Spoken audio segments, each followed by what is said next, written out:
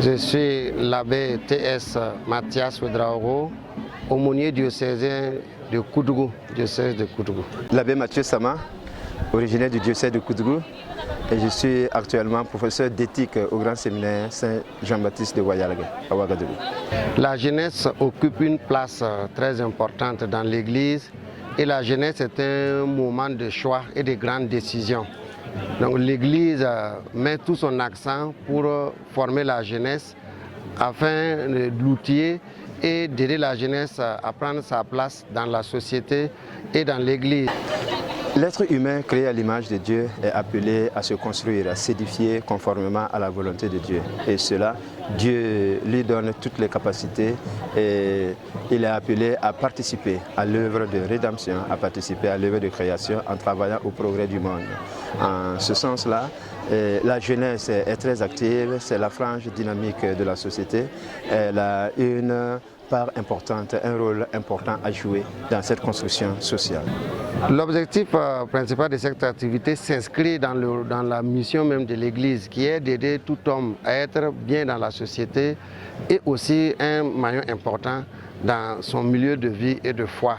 Alors l'objectif principal est d'aider la jeunesse plus ou moins agricole à prendre conscience de son état, à entreprendre des activités autant dans les différentes CCV que dans l'Église, dans le processus donc du développement intégral de l'homme.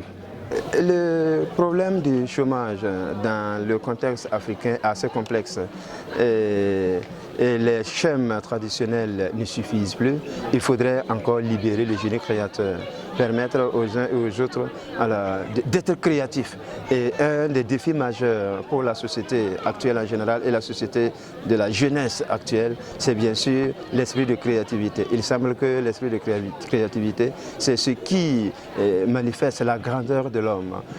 Nous sommes donc invités à être un peu plus innovateurs, beaucoup plus créatifs. Et cela, ce n'est pas du jour au lendemain, cela passe bien sûr par l'instruction et une volonté réelle de transformer le monde.